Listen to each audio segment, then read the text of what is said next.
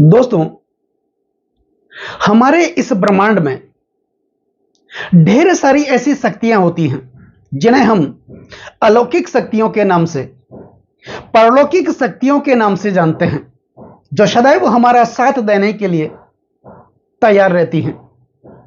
बस उस शक्तियों को जगा करके उस शक्तियों की दिशा को हमारे ओर मोड़ने की जरूरत होती है। और कहा जाता है जिसकी दिशा सुधर जाती है उसकी दशा सुधर जाती है। दोस्तों, राहु और केतु 18 मई 2025 को ये दोनों ग्रह अपना राशि परिवर्तन करेंगे। नाम सुनते ही लोगों के होश उड़ जाते हैं और यह सत्य भी है, क्योंकि इस दुनिया में गृहस्थ जीवन जीने वाले लोगों का जो तबका है वो बहुत बड़ा है। और उन गृहस्थ जीवन जीने वाले लोगों के तबके पर यदि राहु और केतु जैसे ग्रहों की छाया पड़ जाए तो फिर क्या होगा? मुश्किलें, तकलीफें, पीड़ाएं, बाधाएं, समस्याएं। क्योंकि केतु वैराग्य के कारक माने जाते हैं। संसार के आकर्षण को खत्म करने वाले, संसार के सुख को हरने वाले और हमारे जीवन में एक पलायनवादी सोच को उत्पन्न करने वाले ग्रह अगर कोई है तो वो केतु है, क्योंकि केतु सन्यासी हैं। ये दोनों ग्रह अक्सर उल्टे चलते हैं और हमेशा समसप्तक रहते हैं। इनके बारे में कहा जाता है, राहु यदि हमारे घर का मेन दरवाजा है तो केतु पीछे का दरवाजा। राहु आगमन है तो केतु प्रस्थान है। राहु ऊर्जा कर्म है तो केतु एक भौर में क्रियाहीन सा रहने वाला ग्रह और वास्तव में कर्म और क्रिया को समाप्त कर इस दुनिया से दूर ले जाने वाले ग्रह अगर कोई है तो वो केतु हैं। राहु की छाया धरती पर पड़ती है, वही केतु की छाया अंतरिक्ष में, आकाश में। हालांकि ये दोनों ग्रह चंद्रमा के उत्तरी और दक्षिणी ध्रुव हैं। हम सभी जानते हैं हमारी पृथ्वी सूर्य के चक्कर लगाती है और चंद्रमा हमारी पृथ्वी के चक्कर लगाता है। जहां ये दोनों ग्रह पृथ्वी और चंद्रमा एक दूसरे को काटते हैं, उस कटान बिंदु के भाग को राहु और केतु कहा जाता है, जिसके उत्तरी संपात को केतु कहा जाता है और दक्षिणी संपात को राहु कहा जाता है। राहु धरती में छुपे रहस्यों में रुचि लेते हैं। राहु की रुचि इंद्रियों की तुष्टि में है, क्योंकि राहु सुखलोभी हैं। राहु स्वार्थी प्रवृत्ति के ग्रह हैं और स्वार्थ इस दुनिया में, इस कलयुग में, इस भौतिक युग में किसके पास नहीं है? पूरी दुनिया स्वार्थ पर टिकी हुई है। तो राहु और केतु के राशि परिवर्तन का प्रभाव कुंभ राशि वाले जातकों के जीवन पर अगले 18 महीने किस प्रकार देखने को मिलेगा, इस वीडियो के माध्यम से हम जानने वाले हैं और समझने वाले हैं। वीडियो के अंत में राहु से, केतु से संबंधित कुछ महत्वपूर्ण उपाय होंगे, तो वीडियो पर अंत तक आप बने रहिएगा। दोस्तों, इस दुनिया में जितने भी प्रपंच पूर्ण कार्य होते हैं, छल, कपट, आडंबर, हवाई किले बनाना, व्यर्थ के परिश्रम, ये सब राहु के अधिकार क्षेत्र में आ जाते हैं, क्योंकि राहु का संबंध प्रेम और विश्वास में नहीं होता।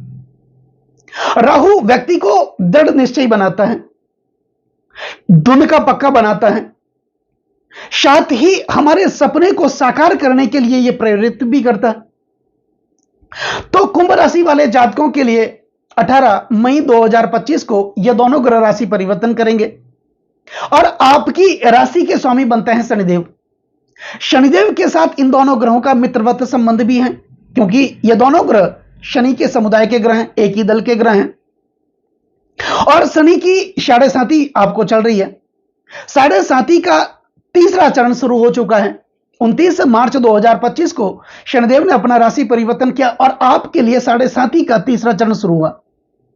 अभी शनिदेव पैरों पर चल रहे हैं और जाते हुए शनिदेव जीवन में कुछ न कुछ बड़ा परिवर्तन करके जाते हैं। और ऐसे में इन दोनों ग्रहों का राशि बदलना कुंभ राशि वाले जातकों के जीवन पर बहुत बड़ी सौगात लेकर के आने वाला है। वो इसलिए क्योंकि राहु आपके लग्नस्थ होंगे, लग्न भाव में होंगे, शनि की राशि कुंभ राशि में आएंगे, देवगुरु बृहस्पति की राशि से निकल करके 18 महीनों के बाद ये कुंभ राशि में विराजमान होंगे और 25 सालों के बाद ये कुंभ राशि में आ रहे हैं। तो ये आपके लग्नस्थ होंगे और लग्नस्थ राहु व्यक्ति को धुन का पक्का बनाता है, दृढ़ निश्चय बनाता है, साथ ही स्वार्थी भी बनाता है। तो ऐसे में आपके अंदर के जो गुण होंगे आपका व्यक्तित्व यह राहु निकाल करके लेके आ जाएंगे।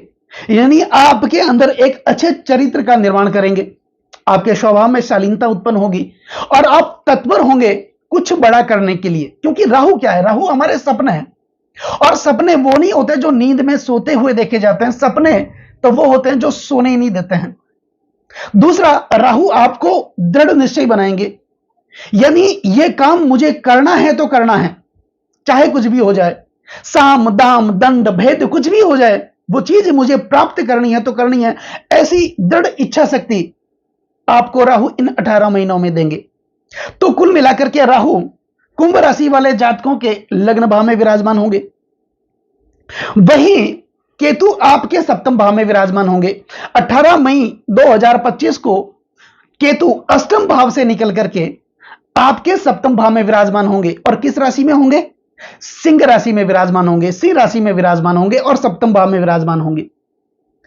दोस्तों, सिंह का सीधा संबंध राजा से है, शासन से है, प्रशासन से है, और केतु एक सात्विक ग्रह है, केतु एक सन्यासी है, यानी कला में भी आध्यात्मिकता का रंग ये आपको देंगे।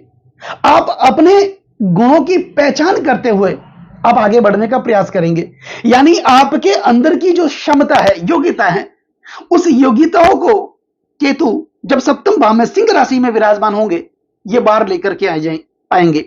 यानी सप्तम भाव दांपत्य जीवन का माना जाता है, सप्तम भाव विवाह का माना जाता है, पति पत्नी का माना जाता है, और दशम से दशम होने के कारण यह भाव आपके कार्य क्षेत्र का भाव है, यह भागीदारी का भाव भी माना जाता है। तो जो लोग नौकरी करते हैं, चाहे वो प्राइवेट नौकरी करते हैं या फिर सरकारी नौकरी करते हैं, कोई ना कोई बड़ी जिम्मेदारी, कोई ना कोई बड़ा पद आपको मिलने वाला है, यानी पदोन्नति भी मिलने वाली है और प्रमोशन भी मिलने वाला है, यानी आपका इंक्रीमेंट भी बढ़ने वाला है। कोई अगर आप व्यापारी हैं, व्यापार करते हैं, तो कोई ना कोई बड़ी डील आपके साथ होगी जिसके कारण आप कर्जों से मुक्त भी होंगे। यदि आप नौकरी करते हैं तो कोई ना कोई बड़ा प्रोजेक्ट आपको मिलने वाला है, क्योंकि केतु जब सिंह राशि में विराजमान होंगे और आपके सप्तम भाव में विराजमान होंगे तो ऐसा व्यक्ति शासन और प्रशासन से भी पैसा निकाल देता है, धन निकाल देता है। तो सरकार से भी कोई ना कोई मान सम्मान मिलेगा, पदोन्नति मिलेगी, पैसा भी मिल सकता है। ऐसा व्यक्ति संतति सुख वाला होता है और परिवार प्रेमी होता है। इन 18 महीनों में आपकी संपूर्ण प्राथमिकता होगी अपना परिवार, मैं और मेरा परिवार सुखी रहना चाहिए, ऐसी क्षमता आपके अंदर ये दोनों ग्रह यानी कुल मिलाकर के केतु विकसित करेंगे।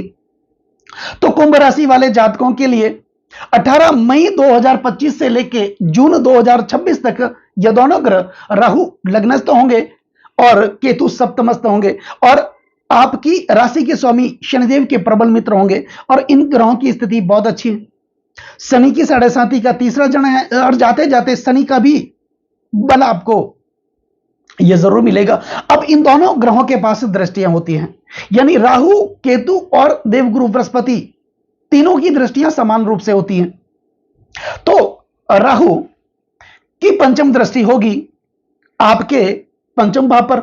पंचम भाव विद्या, बुद्धि और संतान का भाव माना जाता है, आकस्मिक धन प्राप्ति का भाव माना जाता है, संचित कर्म का भाव माना जाता है, प्रणय संबंधों का भाव माना जाता है, प्रेम प्यार का भाव माना जाता है, और कुल मिलाकर के लॉटरी, सट्टे, जुगार, इस प्रकार के जो कार्य होते हैं वो राहु के अधिकार क्षेत्र में आते हैं, और राहु की दृष्टि आपके पंचम भाव पर होगी। तो यदि आप शेयर मार्केट से संबंधित कोई कार्य करते हैं, ग्लैमर से संबंधित, सोशल मीडिया से संबंधित कोई कार्य करते हैं, इंपोर्ट एक्सपोर्ट का कोई कार्य करते हैं, तो आपके जीवन में आकस्मिक धन प्राप्ति हो सकती है। यदि आप अविवाहित हैं तो विवाह के प्रस्ताव भी आएंगे। पहले से प्रेम संबंधों में बंधे हुए हैं तो वो प्रेम शादी में भी बदलेगा। संचित कर्म का भाव है पंचम भाव, जो कर्म आपने किए थे पिछले सालों से, उस कर्म का शुभ प्रतिफल आपको देखने को मिलेगा। अब राहु की नवम दृष्टि होगी भाग्य स्थान पर, भाग्य भाव में देखेंगे, और भाग्यस बनते हैं यहां पर शुक्र। शुक्र आपके लिए योग कारक हैं और शुक्राचार्य राहु के गुरु हैं। तो इनकी दृष्टि भाग्य स्थान पर, भाग्य में निश्चित तौर पर जागृति देखने को मिलेगी, भाग्य का साथ देखने को मिलेगा, पिता के साथ संबंध मजबूत होंगे, जिसके कारण आपका व्यापारिक क्षेत्र अच्छा होगा।